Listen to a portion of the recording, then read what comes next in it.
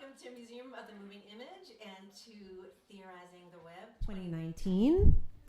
I'm Barbara Miller. I'm the Director of Curatorial Affairs here at MoMI. And I couldn't be happier to welcome you here tonight and say a few brief words of introduction. We are more than excited to be hosting Theorizing the Web for the 4th consecutive year. And on that note, I do want to acknowledge my esteemed colleague, Jason Epping, who during his tenure here convinced co-chairs Nathan and David that MoMI was the right venue for Theorizing the Web. And he was emphatically correct, and it's been a great partnership since then, and one we look forward to expanding on and continuing in the years ahead. Personally, I really want to thank David Banks and Nathan Jurgensen and their incredible team of volunteers for putting together such a thoughtful and well-oiled machine of an event. And to say a few words to you all as participants in this conference, devoted to understanding the web in which we live, the first conference of its kind. You are all affecting your present and creating history through the papers you give, the conversations that you have afterwards, and the ideas that you take from this conference and apply in your daily practice in the world. As a citizen, I am grateful for all your efforts. And just a few professional promotional messages. Whether it's your first time here at the museum or you've been here before, please see us or continue to see us as a resource for you and your communities, and join with us as we explore the moving image in all its forms through exhibitions, screenings, artwork, installations, public programs, and more. There is always a lot going on here, sometimes too much going on here, but we do it all for our visitors, and we really want to reach as many people as possible because we try and provide a very, very rich and varied menu of experiences. And we also look forward to hearing from some of you as the years go on and seeing how we can collaborate. It's an amazing program tonight, so I won't take up any more time. I'd like to bring up co-chair of Theorizing the Web, David Banks, to introduce tonight's program. Thanks so much.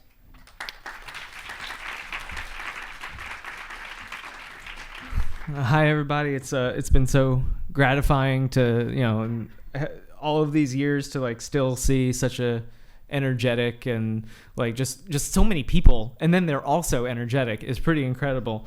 We're always blown away by how many people come and how great both the audience and the presentations are. The presentations this we say it's every year, but it's true every year. They just keep getting better and better, and we're really we feel honored. I think I've been speaking for the whole committee here when we say we're really honored that you take the time to make all these great presentations.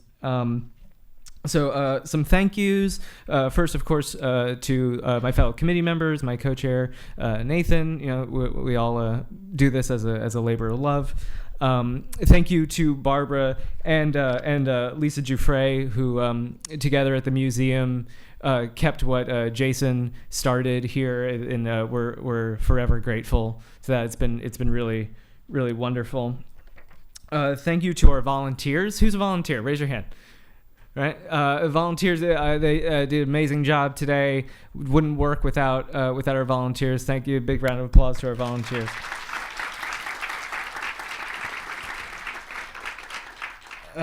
Thank you to Jolly McAfee. He's in the back. He's getting our live streams running. So if you're watching this on the internet, hello, the internet.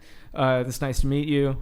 And it's all because of Jolly and the Internet Society of New York. And then I'm going to thank an organization that also forces me to make an announcement. So breaking news here, get Jake Tapper on the line, is I want to thank the New York Council of Nonprofits because they are helping us turn Theorizing the Web into a 501c3. So we're going to become an official nonprofit. That means we can go for grants. We can give you a receipt, I guess, for your donation. You can write it off on your taxes, which is, I know, everyone's favorite thing to do. You're all George Michael, and you're all just so excited about writing off your TurboTax. Anyway,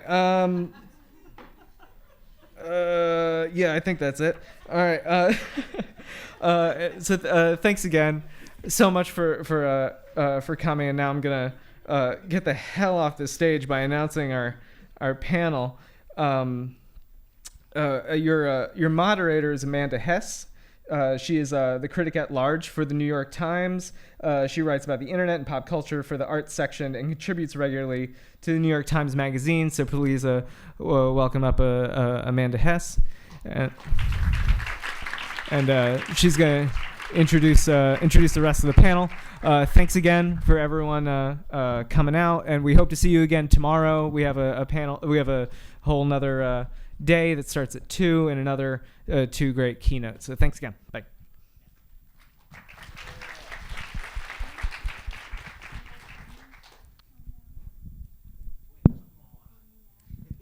Hello.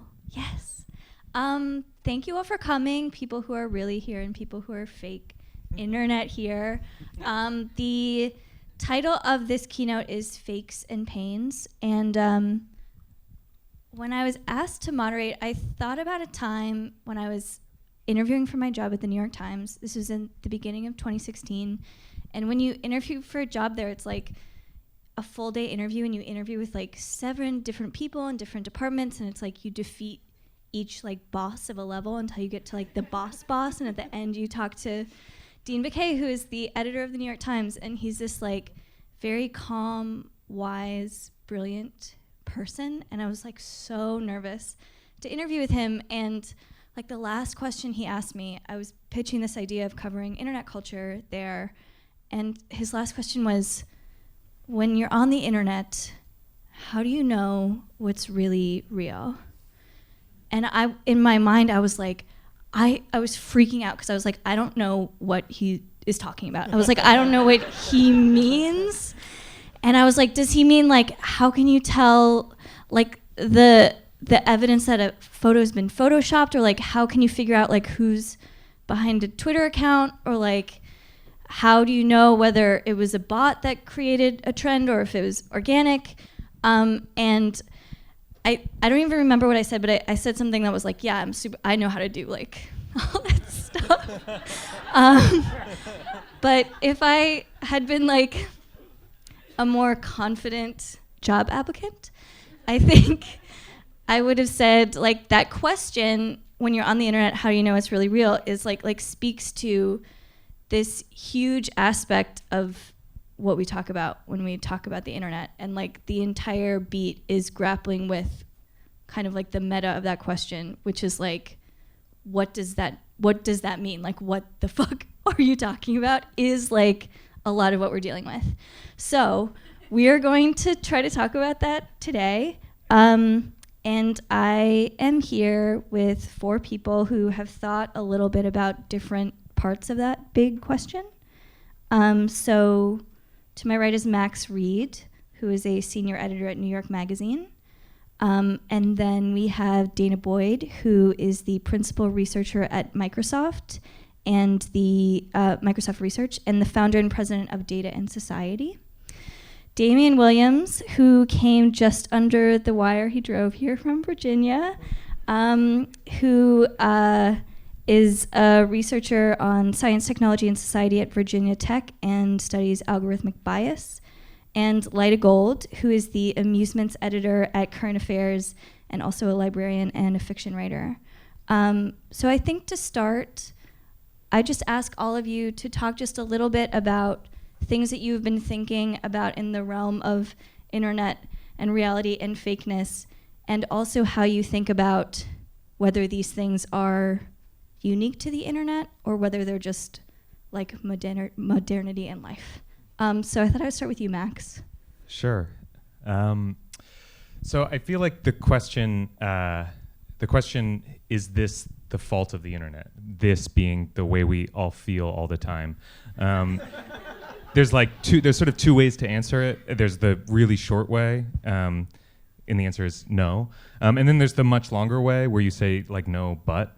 I feel like this is, when I talk to people who don't spend all of their time thinking about this, I am always really cautious with them about saying the internet is the reason that you feel like you can't trust anybody or anything. I don't want them to come away thinking that, even though I write about the internet and I say that in basically every one of my columns. But I think I think this is a kind of crowd. This is a pro-internet crowd. I'm just going to go ahead and guess. And I feel like we can be a little bit provocative here and suggest that the internet is deeply involved in the way that people, not just those of us who are pro-internet, but people who are internet ambivalent or people who are anti-internet, in the way that we understand and think about the reality of things. And I imagine later in this panel we will get into the question of what I mean when I say the reality of things or the fakeness of things. So for now I'll just leave it at that and say maybe it is a little bit the internet's fault. In some ways, this question has been not just an existential question as a researcher, but the existential question of my life, which is to say that I'm one of those strange children of the internet, meaning that I spent my youth, like probably many of you, growing up online trying to make sense of who the heck I was. And this, in the early and mid 90s, when that was about Usenet, this conversation about, what you were doing with nicks and handles and like how you were representing yourself and whether or not you were doing identity play. This was the very fabric of the conversation, right? And many of you know this literature now, right? The Sherry Turkle literature, all of the stuff that came out of it, of that era. And one of the things from my career is that I then went and decided to start studying these new systems that were coming up. And one of the first ones I studied was a system called Friendster. I don't know if anybody remembers that those days, but there were fakesters, right? And that was what they were called. And one of my first papers on the Friendster phenomenon was about what people were doing when they were fakesters, right? The idea of being your cat online and really enjoying it in these representations, and this question of like, how does this become a playful place? And then I follow this through, and we're talking about play and joking around, and I remember being on a panel at a conference called RaffleCon. It was like, this was about the internet, right? It's like, it's gonna be great. This whole 4chan thing is just silly and fun, and you're like, ooh, yeah. So, my current days is very much spent in this, question of what hath we wrought, right? And what are the ramifications of imagining certain ideals and certain dreams, and then the kinds of power and money that achieve those manifestations and the perversions of those manifestations. And then, of course, what that does, to a set of cultural logics that then forces us to question those power dynamics and question those in all sorts of complicated ways. And right now, we're living in an environment that, you're still dealing with the creation of technology for an ideal at the same moment that you're dealing with people manipulating that technology at unprecedented levels to achieve a countless array of different agendas. And in doing so, what is collectively being achieved is what Proctor and Scheiberger talk about as agnotology, right? So if you think of epistemology of how we know what we know, agnotology is how we strategically enable ignorance. So ignorance not yet knowing, but being the purposeful cultural way of collectively not knowing. And that, for me, is where we get to this fakeness question of like, what is knowledge? And who really holds that knowledge? So, like many of the rest of us, as Dana said, I also came of age on the internet. Both AOL Instant Messenger, but also MIRC, and thinking about the days of who you could meet and how you could meet them and the communities that you could generate together, and looking at the question of how do you know that the person online is the person that they are claiming to be, was one of the kind of ever-present currents underneath everything that we were doing. At the same time, IRC is the place where I've made lifelong friends, long-term partner, my life would not be the same without that. And so there's an element of trust that goes into it. And this question of what do we choose to believe in, this question of what do we choose to have faith in, have value for, and to think that we will put our efforts of knowing behind. So this question of the epistemology question of what do we know, what can we know, and how can we know it, there's also the question of value that goes into that. What do we choose to believe? What do we place values behind and work towards? To make it kind of weird, the internet is also one of the places that I came of age in the study and the practice of magic and the occult.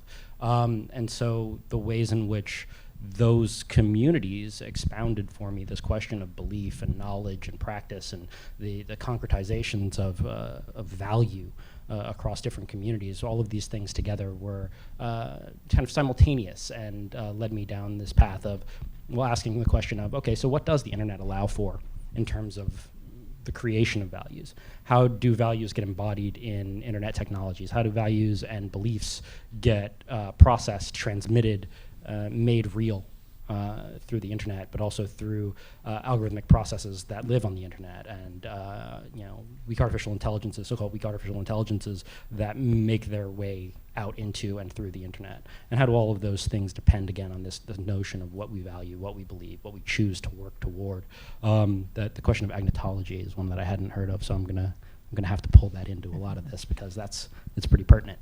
Because the choice to be collectively ignorant is also a valuative choice. It's to say, I don't wish to know. I don't want this. I wish to be excluded, or this to be excluded from me. And that's important, and why we do that and what drives us to do that is pretty important. One thing I've been thinking about a lot lately is the way that people, sometimes online and in real life too, will pretend to be fake. For example, you'll run into, the alt-right will use this, we're only, it's irony, we're not serious, we're only pretending. And they are really like that. And it's interesting, there's this use of fakeness deliberately as a weapon in order to disguise what you're really doing. And it's happening sort of simultaneously with something that's happening in fiction, which is really interesting, where people are, often fiction writers are creating these persona to tell the story, and the idea is this persona is not really them. Junot Diaz, for example, is somebody who did this. That, it's his protagonist. Yes, they have the same background and almost the same name, but they're not the same person. He's exploring the concept of misogyny through this misogynist character who he's really not. And then what we found out is when a bunch of women took to the internet and described all of these real life IRL encounters they had with him, it turns out he is in fact actually much like that character. And so, and there's also this really interesting question of power that comes in, because people, with Me Too, people use the internet to tell the truth and tell the truth about these stories about these men. And often it doesn't amount to very much, and often it amounts to people just saying that they're crazy and they're making it up and they're this hysterical mob, that they're sort of faceless and they're not really people, and they're not, and it's, so I'm interested in these ways that often people are using the internet to tell the truth and are not being listened to, and the people who are using the internet to fake are being taken seriously on their word of being fakes. So that gets really complicated and something I want to talk about. So I have a big question to kind of start, which is, when you're on the internet, how do you know what's really real? No, just kidding. But when we talk about like what's real and what's fake, like what are we talking about? Like Max, you wrote an article recently, I think the headline was "How much of the internet is fake?" And in that piece, you sort of talk about a few different frameworks for understanding what that means. Can you talk a little bit about that? Yeah, sure. So I think in a lot of ways the article that I wrote was trying to get less at a specific answer to the question that's posed by the headline than to get at a kind of affective sense of how we understand the internet, or how many of us feel when we use it. And it's the sense that like the things that we encounter aren't exactly what they represent themselves to be, and not in the sort of fun, playful way that maybe Instant Messenger was for many of us growing up, but in the kind of like deeply alienating, like soul-sucking, terrifying way.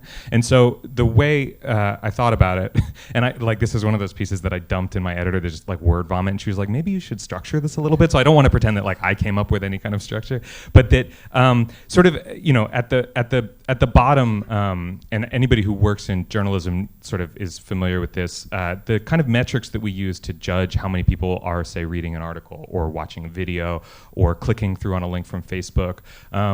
Even like Facebook itself has admitted over and over and over again the number of metrics that it miscounts, that it misrepresents, that it gets wrong. Even the numbers that it gets right, once you examine them a little bit, are not exactly real. So like last year it said that something like 60 minutes a day, or no, a minute a day, where there was some number of minutes a day were being watched of the new Facebook video program. And then later it revealed that it was adding up different individual seconds that people had like literally just scrolled by or whatever. So that's not, to me, that's not a real minute. That's a totally fake minute. But what's kind of amazing to me is this: the metrics are supposed to sort of be the foundation of like a bunch of really serious businesses, journalism businesses, social platforms, all these things. But once you sort of start there, you have a sense that what's getting built on top of that also has this same quality of fakeness. So you encounter people online, or people who represent themselves to be people. And again, this is like as old as the internet itself, but it's not. But there's something particularly uncanny about it when it's kind of being built on top of these fake metrics. I mean, for me, the kind of the paradigmatic fakeness of the current moment isn't the like bot pretending to be a person, or Russian troll pretending to be Trump voter or whatever. It's the Facebook chat bot, or the sort of chat bot that pretends that it is pretending to be an AI but is in fact somebody sitting at a desk somewhere. This sort of like the humans representing themselves as robots strikes me as a fairly, I mean, it's not a new category. That's what the Mechanical Turk was, literally the original one, but it is kind of an amazing way to be thinking about this stuff. So you have fake people, you have these sort of fake businesses, these businesses that start, that you can't tell where they start and end, what their actual product is or where they come from. And swirling in all of this and related to this, the ways in which you have this interplay between the bot and the human, and being unable to tell which is which, is the sense that we ourselves, people who we know better than anyone else how human we are, being forced to prove to websites that we are humans in order to access them, to get in, to have a relationship to it. So I thought of it as, there is this, the metrics are fake, the people are fake, the businesses are fake, we ourselves happen to be pretty fake, and that, which means in turn that like any attempt to sort of create a politics out of this, to create a kind of peaceful and productive society is itself fake. That we just end up screaming at each other that you're virtue signaling. You don't believe the things you believe. You simply want to advance, on Twitter or whatever, or you don't. You're just a Russian bot or something like that. Can we drill into those fake metrics for a second? Because Please. I think that it's interesting to think about some of the histories here. So I'm going to be like giving you lots of books to read all night. I apologize. I'm sort of in that state. I really recommend Sarah Igo's The Averaged American, because what she does is she goes through the history of survey research in this country. And and she does it through case studies. So the first one is done in Muncie, Indiana, about like what is the average American. It's notable that the average American, of course, is white, male, Christian from Muncie, Indiana, right? And this becomes the foundation of market research, right? The foundation. And the other case studies, by the way, just for fun, are Gallup and Kinsey. Those are probably more entertaining. But the reason I bring up this point is because this idea of inaccurate data as which decisions are made is actually the story of data as infrastructure historically, right? It's the origins. If you look at Dan Buch's work in the 1860s about the creation of the life insurance industry, right? How our days became numbered. That's another moment of it. And I bring this up because, I think about Nielsen, right? Everyone in the industry knew that Nielsen's data was shit, right? It was collectively understood. But it was the only data, and it was the data that everybody just collectively agreed to be collectively shit, right? So they bid off of it, they made decisions off of it because they assumed that their competitors were equally ignorant to any sort of other broader sense of knowledge. And that creates these interesting moments, because what we're also struggling with right now is that we're not just dealing with a collective agreement of what is fake, which is actually the history of this, but a fragmented sense of what is real and what is fake. And that, by putting things onto the individual to be making assessments rather than thinking of it as a collective acceptable project, that creates epistemological fragmentation that creates a moment of complete mass disorientation. Those are these things that are actually at stake right now. So you talk about these layers, and part of those layers are actually stemming from the fact that, like, we've had constructions of fake throughout history. We just use them as a collective imaginary. I think something that I've noticed over the past few months is like there is this oscillation between whether we're more comfortable with something being fake or something being real. So, Lyta, when you talk about someone saying like, oh, I'm not really racist, I'm just a fake racist, like some people are like, oh, okay, like I'm more comfortable with that. Or I was thinking about, you know, we've had all these discussions about the algorithm and how the algorithm is scary because nobody really has control over the algorithm is teaching itself. And then we learned that like the Amazon devices are being listened to by like actual people, and they're like sharing what we're saying with their friends as like the fun water cooler discussion. We're like, oh no, real people are there? Like that's must be worse. And so, I mean, I wonder if you guys have thought about the value judgment that we impose over reality and fakeness, and whether how people come to associate one with good or bad or whatever. One of my favorite little memes that I often see is people have their, you know, this is who I am on Facebook, this is who I am on Twitter, this is who I am on Instagram, and there's all these different, totally different photos. And so there's this like agreed idea. We all understand that we are totally different on LinkedIn. We all understand that we're totally different on LinkedIn versus how we are on Twitter. You know, you're very buttoned up on LinkedIn. You're very like screaming at people on Twitter. But at the same time that we're all agreeing that we totally have these different identities on these different sites, there's still like, you know that people on Instagram are not really real. You know that there's, you know, an influencer. There's lots of money behind their look. You know that there's lots of Photoshop filters involved. But you still feel this terrible, terrible jealousy.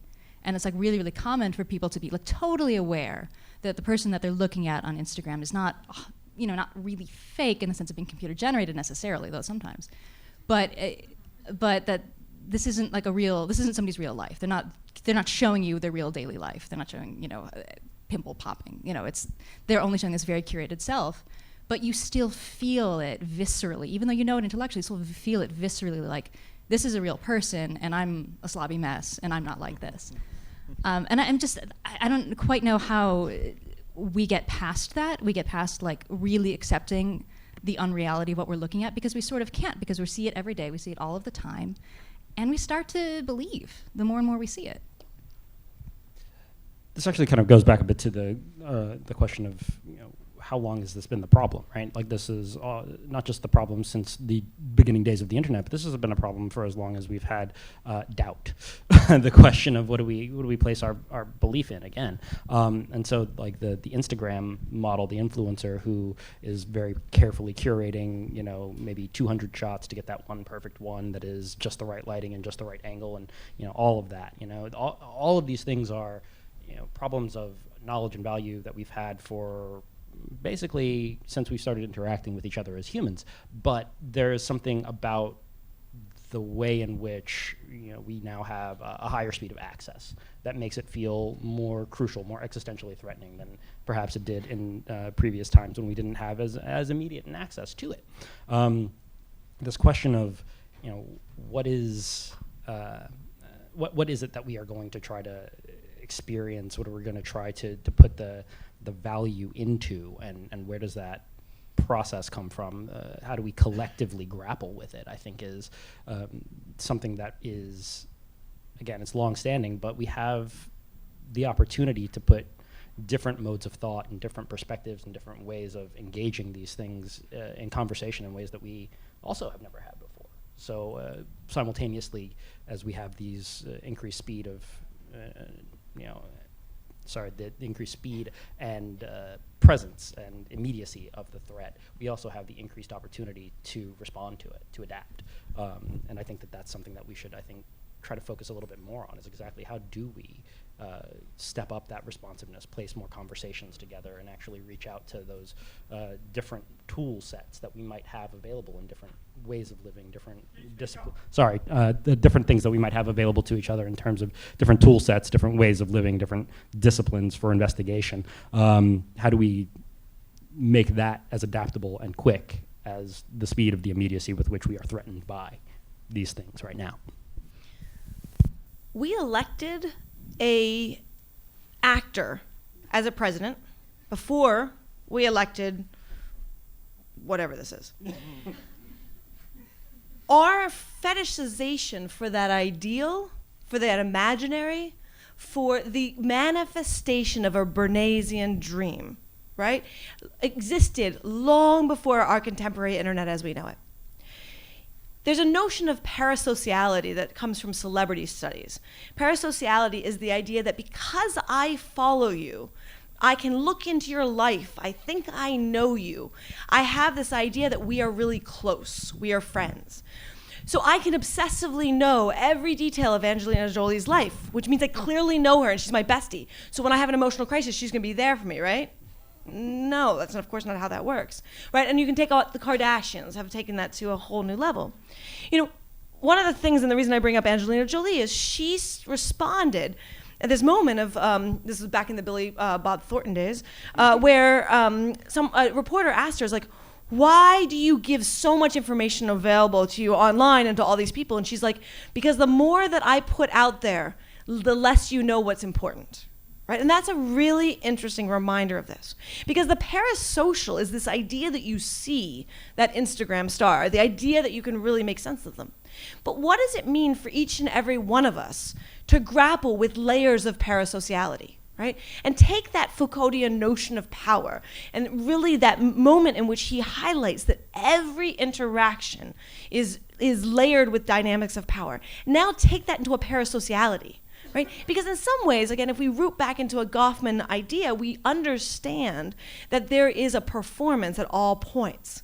But when you feel as though you're connecting to the performance, you end up having this disoriented sense of like, who are you actually and meaningfully engaging with? And that's where you talk about this amplification, right? The idea that this is amplifying a parasociality at such scale that puts us into this interesting moment, because how do we ever know someone, right? And that is where you get to that total existential philosophy, has gone on to this whole thing about like, do you know thyself? Do you know other people? What is that? And so this is that moment of like, again, in that question of where is real and where is fake, it starts to unravel pretty quickly because it's always these layers of performance constructed by a social condition. And what's different is that this social condition is now in such a networked and fast-moving and and non-local necessarily environment.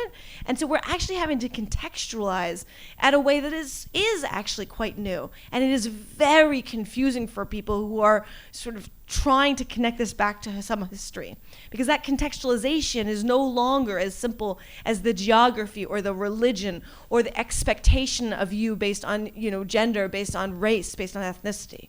There's something else going on, and that's that's sort of how I tease this out, because I don't think we solve for. I think we're going to always complicate, and in that process of complicating, we're realizing that this is it's turtles all the way down. It used to be the fact that only philosophers and other high nerds used to think about the question of the problem of other minds in a way that they named that thing, and that's fundamentally what we're talking about here, right? Like the problem of other minds in philosophy is it's what it says on the label. Other minds, are they? Do I know that you are actually a real person? How do I know?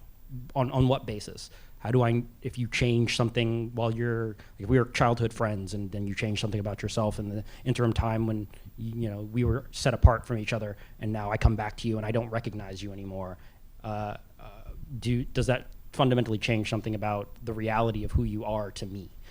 These are the questions that we're grappling with. But now, again, as you've said, this is something that is now on everybody's plate. This is on everybody's mind. It is in everybody's purview, because the nature of the system as it exists is such that it is everyone's responsibility to have to grapple with now in a much more pointed way than it ever was before. I feel like something that happens from this idea that now we are all kind of more aware of these big questions and problems is that my brain breaks when I try to think about it, and it's like I just feel like I'm high all the time. And I feel like there is this posture that has arisen, at least in some corners of the internet, that's like, it's safest for me to just assume that everything is fake, and so I don't have to be tricked by anything. I remember when there were all of these Bird Box memes that started on Twitter, and people were like, these are plants by Netflix, nobody cares about this movie, like all these people didn't watch this movie, Netflix like planted these memes to get people interested in the movie, and Netflix also, its numbers are not even fake Nielsen, they're like totally obscured and hidden, so nobody actually knows how many people watched the movie. And then people were like, actually these people did see Bird Box and they liked it, but everything that we feel that's real feels like a fake, like Netflix ploy now, so it doesn't really even matter if it's real. And I'm wondering how, like, in your guys' work you get past just the nihilism and like the resignation that must inspire. Like, how do we get past that idea?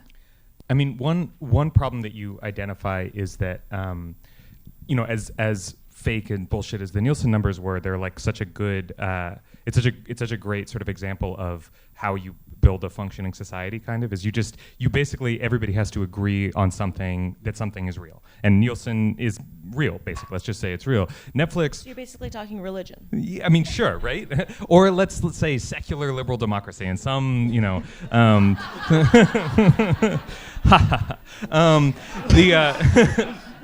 But there's some broad consensus. A consensus that is both, that is sort of has, and actually liberalism is a good example, because like the dream of liberalism, the ideal version of it is one in which there is some I'm trying to think of the right way to put this. I mean, let's just keep going back to ratings, right? Whereas like the idea that there is some centralized, open, transparent body that tells you what the reality is, and that people all have access to, and that they can, say dispute maybe, but that there is ultimately a thing that we can return to that becomes the space around which we have our discussions.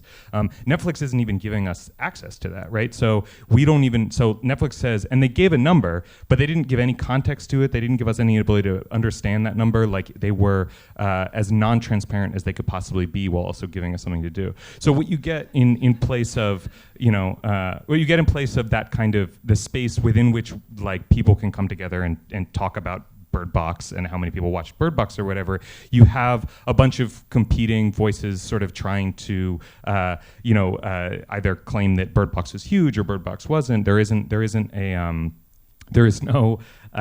no agreed space for communal discussion or debate. I've completely lost the train of my thought here. What do we think? Do we think the internet has any of those spaces that has like a broad consensus? Well, I have one more. The thing that I was going to is the notion of parasociality is interesting in this context, for me at least, because it one of the promises of it, or one of the reasons that we get interested in YouTube figures or in Angelina Jolie, is the idea that electronic media has completely sort of removed any barrier from our ability to understand and see and know these people. And to me, I think one of the consequences of the removal of that intermediation of like is often the removal of the spaces or the ideal institutions that are supposed to be providing us with some kind of collective knowledge or room or space or facts for debate, say.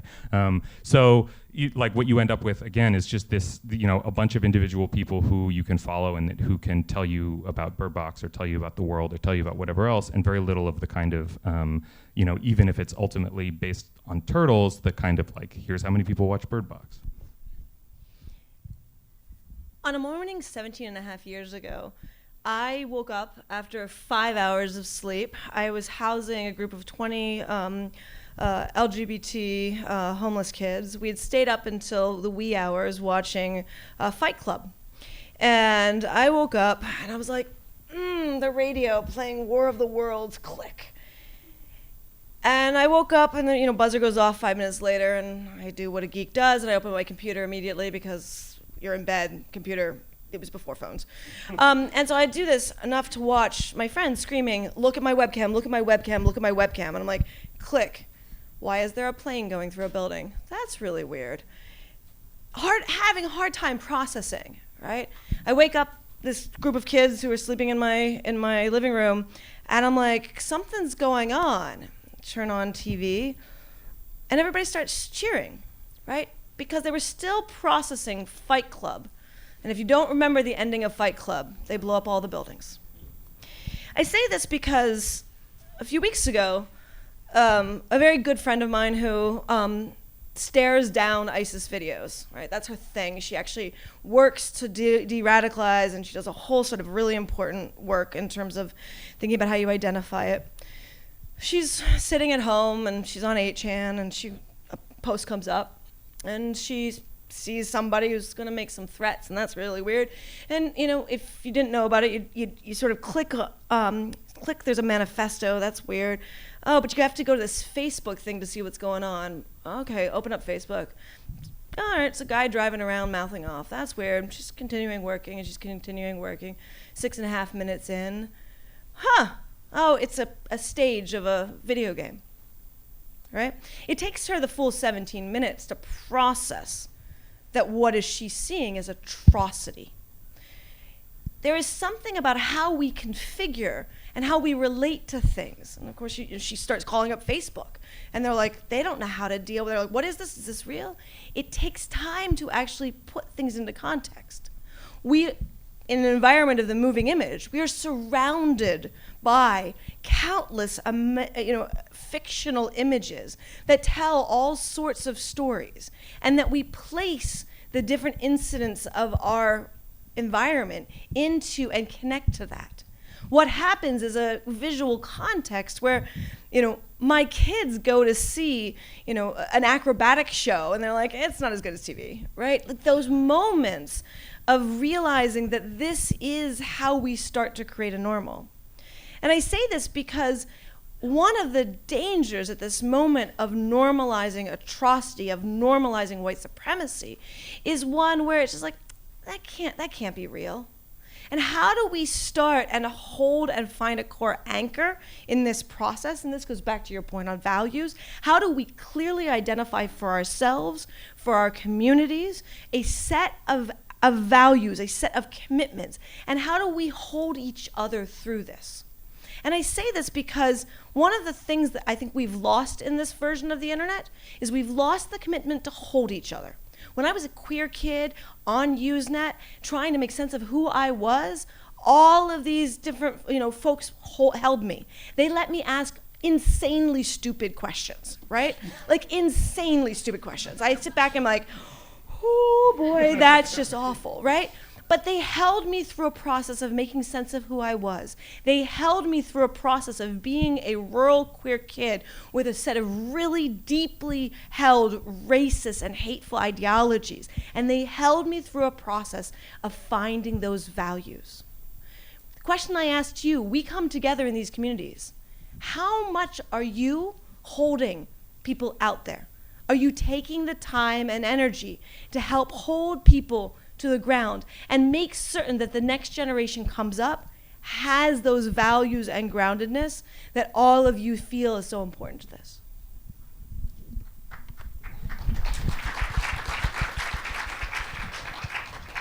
There's there's this kind of combination between this ethics of care and compassion and mutual reciprocity of caring for and being cared for that you're talking about. That is, it goes again back to this concept of trust and openness and vulnerability, and providing a space in which we can have that and be that again.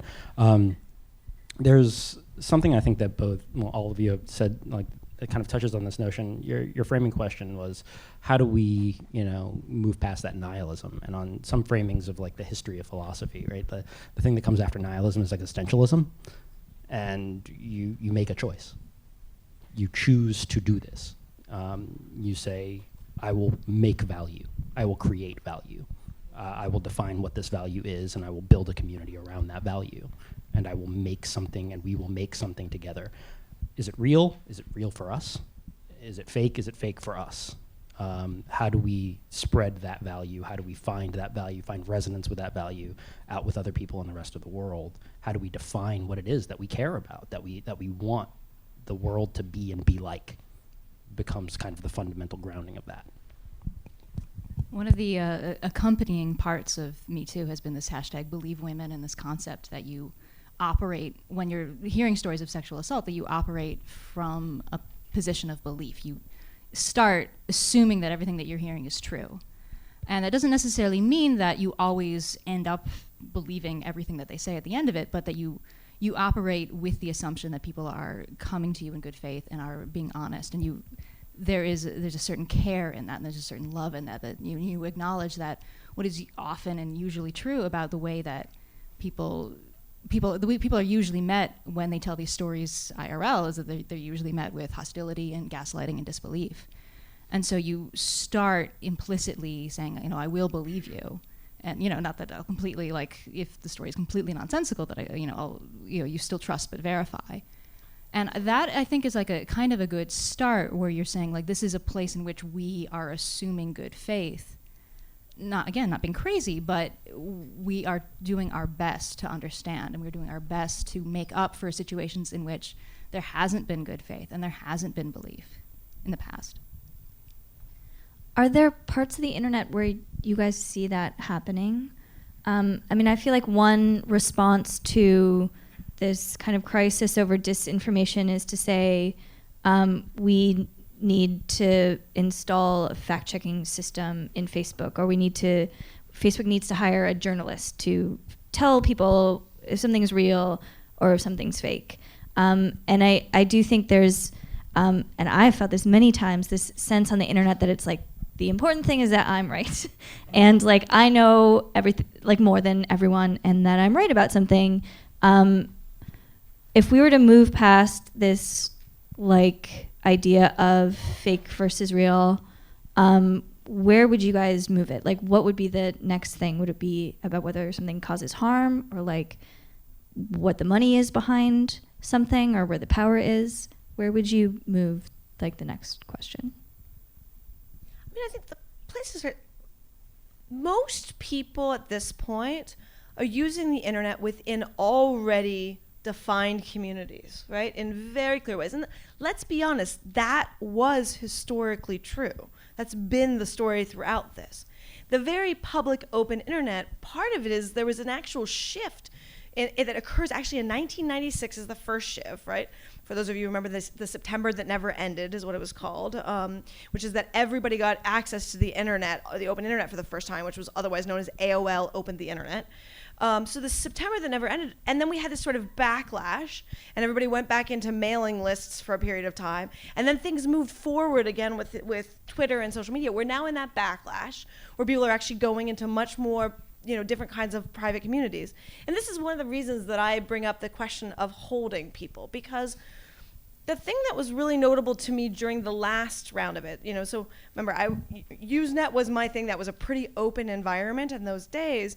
And then when things got really private, one of the things I did is I went back and I interviewed all these young people about where did they find community, queer kids coming up, where were they going? And they would search online, right? And what they would get was radicalization services, right? Folks who were really trying to do conversion therapy, right? And that kind of dynamic, because those were the folks who were willing to spend the time, energy to hold people. And it was really atrocious. And so much so that when Dan Savage put out his It Gets Better campaign and that process started, one of the heartbreaking pieces of it is how many young people made videos part of It Gets Better only to die by suicide within the next year. And the reason why is they made that video hoping that they would find community. And what they got was torment from their peers. They didn't find community.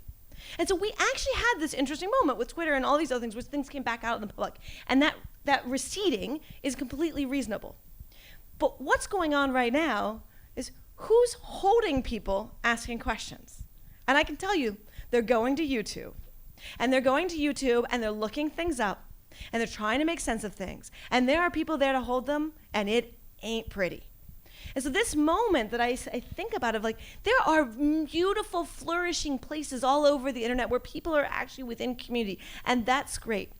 I am worried about all of the lost souls who've gone to the open internet in a hope of finding that community. They don't know where to look, and they're not getting to the places that are actually going to hold them in a healthy way. They're getting to the places that are going to help radicalize them.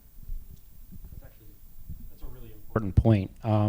That this notion of going out and not knowing where to look is something that's kind of fundamental here, right? Like this, we talk about how do we build these communities, how do we define these values, how do we work to hold each other and define realness for ourselves and amongst ourselves, but that's not something that's just gonna you flip a switch and you've got it, right? You've got to teach that. We have to take those values and we have to actually bring them out into the world and transmit those to other people and be able to say, okay, here's why I think that's important. Because yes, as you say, like right now, you go out into the wide open world and you have bad experiences, you're going to take the first sign of comfort you can find just as a natural reaction. And yeah, that's going to be a YouTube video, or yeah, that's going to be someone on one of the chans, or any number of other problems.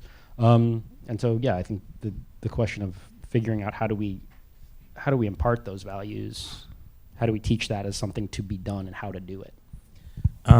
This feels like the most boringly obvious point in the world, but I think that for me at least, one of the biggest challenges that we face in trying to build communities like this, and that we face in trying to move past the question of what's fake and what's real, is the fact that most people's experience of the open internet is dominated by a very small handful of companies that make their money through advertising and in turn on attention. And I think it's sort of an elephant in the room. The entire discussion about fakeness is the fact that this is literally what advertising is trying to do, is fool you into doing things. I mean, I cannot believe the extent to which I'm I spent all this time in my teen years reading Adbusters or whatever, and then I spent all my 20s being like, that was so politically unsophisticated and it's bullshit. And now I'm like, oh, they were right about all of it. Advertising is fucking awful. And I think that, and so I think there's there's sort of two responses. One of which is we're fucked. There's nothing we can possibly do so long as the internet is Twitter, Instagram, Facebook, and YouTube.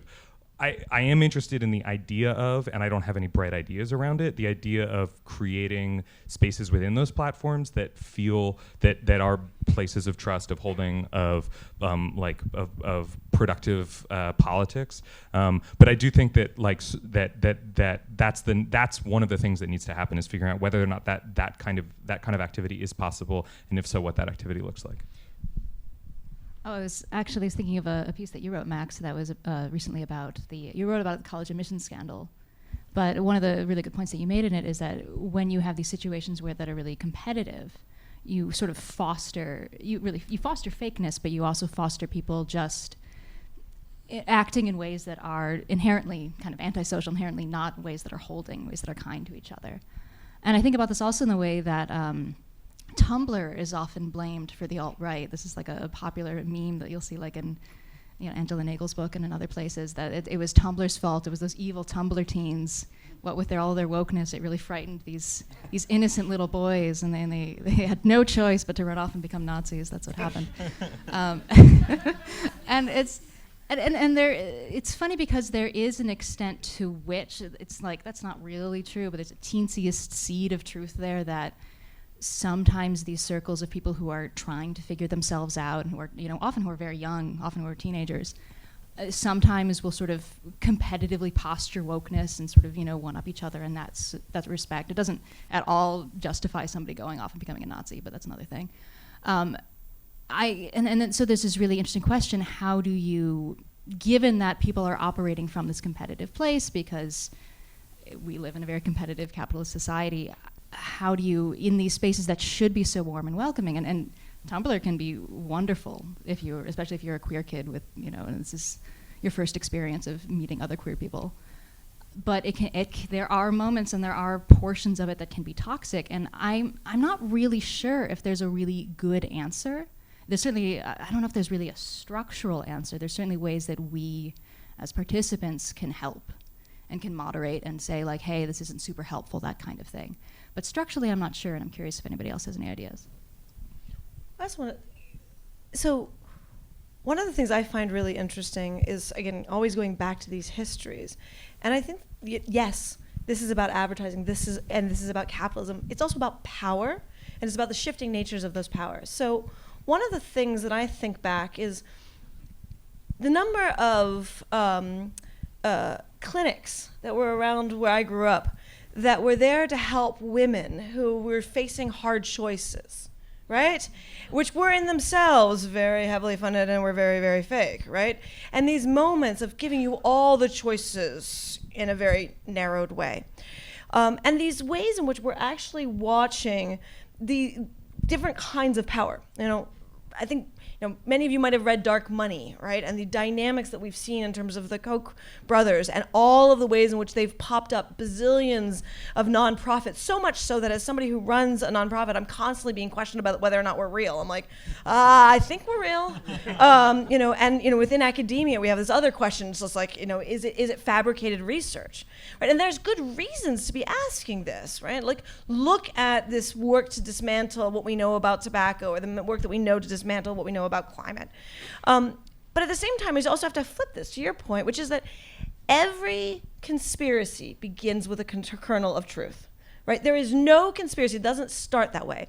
And then what you have is a process that, was literally the name of my blog, I've been so obsessed with it for so long, which is apophenia, making connections between that which didn't exist.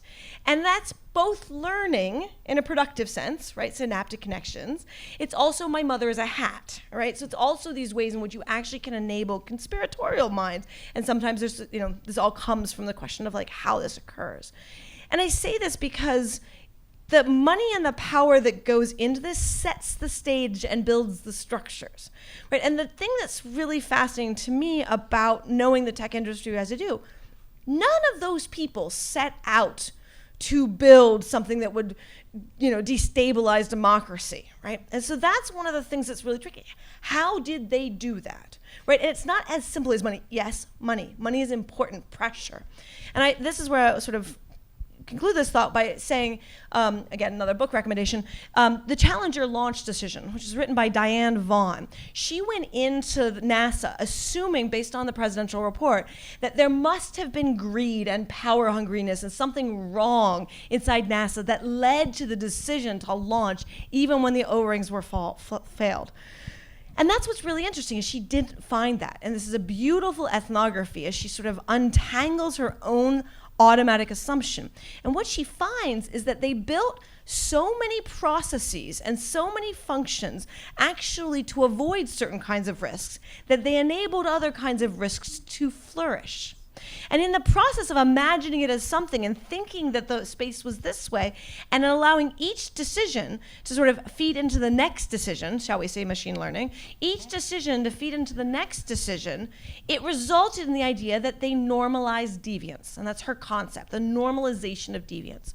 And I say this because I actually think that we're living in this environment. And don't get me wrong, check to capitalism full on, like that's needed because this is a perverted system, and it's perverted the whole way up, right? It's about the capitalist structure that actually puts these companies into place. But it's not as simple as advertising, and I think we have to deal with it as a full systemic and structural issue if we're going to tackle it. I think the framework is exactly as you're talking about. One of the things that I've written about is the fact that these, you talk about machine learning, you talk about algorithms, you talk about the advertising generation process. What you're talking about is something that is even beyond the capitalist mode, but definitely, especially within the capitalist mode, but beyond it, you're talking about something that's been programmed to amplify a signal. Ultimately, we are amplifying a particular pattern. We are reinforcing particular outcomes that we want to see, that we want to have returns on as much as we possibly can. Capitalism, again, easily slots into that because that's what capitalism is about too, in a very particular skewed way of that. But that's a bigger problem. You talk about apophenia, we're pattern-making machines, right? Human brains are good at making patterns. We make patterns when we can't find patterns. We like it. It's fun. And so the things that we value, the things that we desire, the things that we are conscribed by, the settings that we find ourselves placed in, all of those things will shape the patterns that we either find, make, or both. Because every pattern making is a pattern finding and vice versa, right? Something in us drove us to find that thing that we found, to ask the question that we asked to get where we are. And so all of these things kind of bind together, and they are larger structural issues that, again, I think that there's a question of being able to articulate, being able to grapple with, and to have the space to grapple with, to really think about how we build these systems, communities, groupings, how we intentionally go about this thing. You said how do we, are there any places where this is flourishing? And Dana, you said, these places are happening within very circumscribed places on the internet. And I think that's very true. Even within Facebook, you have the ability to build a community that works specifically and entirely against the framework of Facebook, right? That is a moderated community that is very intentional about how and what, and in what time frames and amongst whom you share what you share. All of these things are possible, but knowing that they are possible, even having that possibility opened up to you as a space, is not what everyone has. It's not an access that everyone is given. So we have about 15 minutes left, so I think we're going to open it up to questions. If you have one, just raise your hand, and Nathan will, or someone else also, I can't see, we'll give you a mic. So the other elephant in the room, I would say, is media and journalism. How do you guys think that media and journalism and the funding model and the, I don't even want to say it, but the fakeness attributes to all of this? I guess I'm on the, because as a member of the hated class, I'm here to. So what I was sort of one of the things I was sort of trying to and very poorly articulate before is the idea that I think media institutions tend to think of themselves as, and maybe used to be in some specific way, the space in which political discussions can happen, kind of that they are representative institutions that portray the world and sort of tell us what the world looks like. And I think one of the kind of, there's maybe two different kinds of anxiety that we're all talking about when we talk about anxiety over fakeness. And one of them is the kind of, like the anxiety that I think everybody feels just living in a world or living on social networks that are governed by sort of like social metrics that are kind of difficult to navigate in these ways. And then there's this kind of anxiety felt by people who formerly felt as though they knew what the world looked like because they were able to read the New York Times or watch one of the three big channels or whatever. And now that representation has been opened up by all these new representative institutions, including Twitter and Facebook and all and these other ones, they are totally unsure which one to believe and which one is right and which one is not. So I think that like one really interesting transition we've seen over the last couple decades, and that will continue to be interesting, and by interesting I mean kind of terrifying, is how media how sort of mainstream media or legacy news media relates to and reacts to what these other sort of new mediating institutions and the new institutions that are being built on top of these institutions, because ultimately, like the Times, like PewDiePie, for example, hates journalists because among other things, he and his fans think of journalists as in direct competition with PewDiePie, and they're not wrong, really. And I think journalists have a really hard time figuring that out and figuring out how to deal with that, because their whole job is premised on the idea that they are the neutral people who are covering and writing about all of them. So I guess to answer your question, how do we fit all like badly? We fit very badly in all this, and I don't really know how we're going to fit in better. I mean, I agree with that. You fit in badly. In the 1990s, Frank Luntz taught the GOP how to create phrases that they would drumbeat into journalists. You know many of the phrases: death tax, partial birth abortion, climate change. And he figured out how to make certain, because all the members every week would get the terms and when they would drumbeat. What's happened right now is that the media manipulation dynamic we're dealing with is not direct to news media. It's actually using news media to get back to the internet. And this is where there's a really fascinating dynamic, which is some of my colleagues and I, especially Michael Golubieski, who coined the term, talk about data voids. So data voids are places where the results the search engine can provide are complete shit. Right? Like, because there's no available data, or the data has been corrupted, or there's all sorts of other problems with people not making the data. And so let me explain how a conspiracy theorist uses this. So because they use news media. They go and they get news media. Basically, they manufacture terms. They build out a full SEO ecosystem around it. Then they get the news media in various ways to use that term so that people then will search and be invited to all sorts of hysterical stuff. So,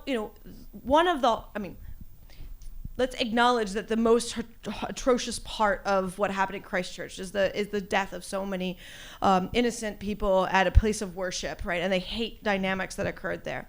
but I want to highlight what happened technically, because that was an exploitation of the relationship between the news media and what happens in internet. It was about getting the news media to not understand PewDiePie, to not understand Candace Owens, to not understand that, you know, amplifying the name of the manifesto was actually like a calling card to this hell zone. And I say this because the news media wants desperately to be neutral, desperately, and it never will be. It never was, it never will be, right? And the difference is that we have, you know, 1960s, 1970s, people challenge, like, the rise of ethnic media, challenging the long-standing, you know, white supremacy of the news media. It was the primary amplifier of the KKK. And we sort of whitewash, like, it's okay, it wasn't that bad. It's like, what are you kidding me? And it's like, that's just part of our history. But we look around at these news institutions, it's like, we haven't lost that history at all. So how do we get past this? Because it's never, just like technology, is never going to be neutral. And until the news industry reckons with that, There's I work for a small leftist magazine, Current Affairs, and we have a fundamental structural problem with we and other leftist organizations, which is that there's a funding problem. There is not a left-wing Robert Mercer, as we were talking about earlier before the panel. We acknowledge that we have a left bias and we want to tell the truth from this slant as opposed to pretend that we don't have one. But there isn't the funding for it. And we are totally reader funded, we're totally subscriber funded, and we don't have advertising. And there is a real problem if you're not willing to make these kind of money compromises that necessarily bind you to telling these sort of neoliberal truths and pretending that there's no bias there. And it's a problem that we're not really quite sure how to solve, other than by having people subscribe to our magazine, which you should do. But yeah, and then on the other hand, the right wing has tons and tons of money being funneled into things, and they're not shy about showing their bias. And the Daily Wire is, you know, funded by all kinds of crazy dark money, and they can just today they're pushing a fake news story about a right-wing professor, somebody who got splattered with some kind of like mystery liquid, and they were like, oh no, it was bleach, and it wasn't bleach. But that's the fake story. And then it's just they're able to amplify this message because they have this money, and because and it doesn't matter how stupid their articles are, it doesn't matter how not true what they're saying is, or how specifically biased it is. The money is there, and it's simply not on the left side. And with the exception of, you know, it's funny because Soros ends up being sort of the boogeyman on the right, and they say, oh yeah, Soros is funding all these things, and, you know, I kind of wish. But it's what it is that, one, it's an anti-Semitic calling card, but it masks what is actually happening on the right, which is they are being funded, openly funded, and in very significant ways. Other people wouldn't read them. They wouldn't be amplified in these ways if the money wasn't there. So that's something that we have to reckon with also, and I'm not sure that we're quite ready to do that. Anybody else? Tell me which way to go. I didn't see.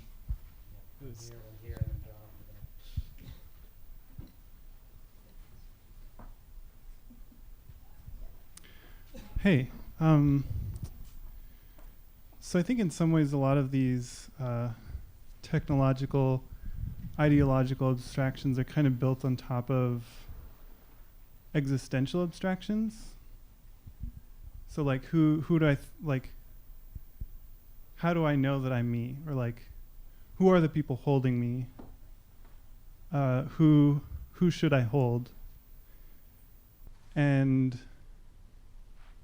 I think a lot of these decisions are made, the problems that arise because people aren't asking those existential questions at the right moments. And I'm not sure exactly where along the chain you think that happens, but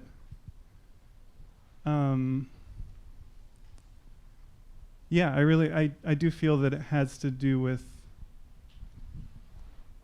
existential connection to other people and what that means. And I was wondering if you guys could talk about that, whether you agree, what you think, where it happens, et cetera, et cetera.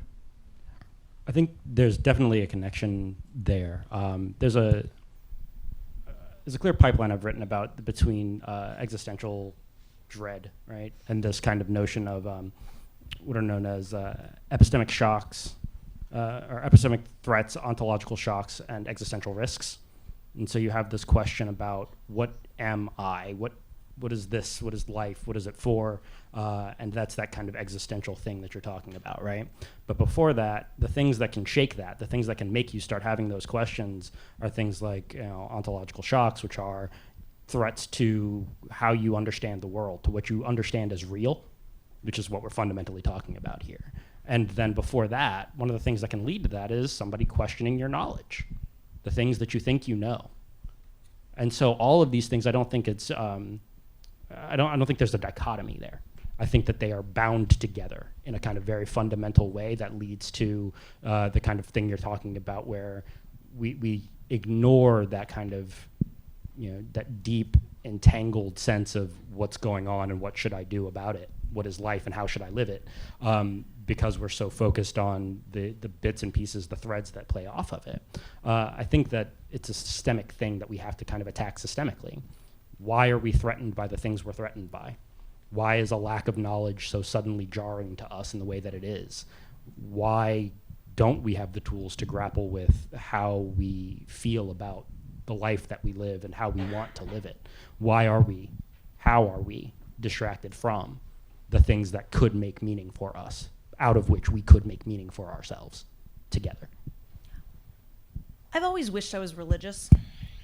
I think it would help a lot.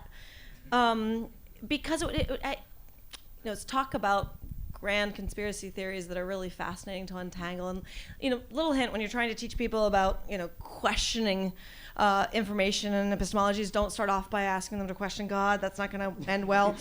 But I say this because religion almost always comes with community, intergenerational community.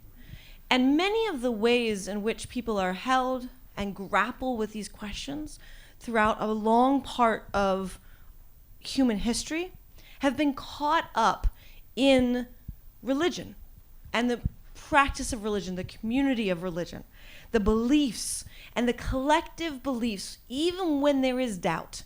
The belief in God, even if you've got doubt, there is a moment of coming back to that. And that has served a lot of people in pretty profound ways. It's also really important as you think about what service that does. Because when religion is a centering piece for you, it thinks about community service. It thinks about community. It doesn't just think about the individual. It's notable that my team and I have spent a lot of time, especially with Christian evangelical communities, where one of the things that really stands out is that in Christian evangelical communities, activism is a hobby you do on Saturdays and Sundays with church. It's not a profession. And so while we can talk about some of the money divides, we also have to deal with the fact that there are these cultural communities that have long-standingly come together, that have been rooted in a commitment to social justice, that have been rooted in a commitment to really understanding the world. And there are also those same exact religious communities in other configurations that have enabled certain kinds of cults to emerge, enabled certain kinds of other horrors and atrocities occurred. But religion is, in many ways, the primary structure. And I think one of the questions, especially for those who, like me, come from a very secular or scientific perspective, is how, without a religion, do we imagine some of those same configurations? And what I would say is collectively, we are failing at that. So we're out of time. So find God. That's what we think. Thank you all for coming, and please thank all of our panelists for taking the time to talk with us today.